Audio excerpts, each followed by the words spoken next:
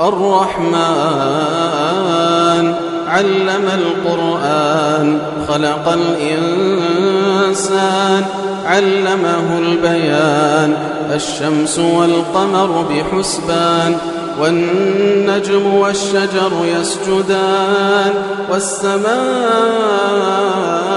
رفعها ووضع الميزان ألا تطغوا في الميزان وأقيموا الوزن بالقسط ولا تخسروا الميزان.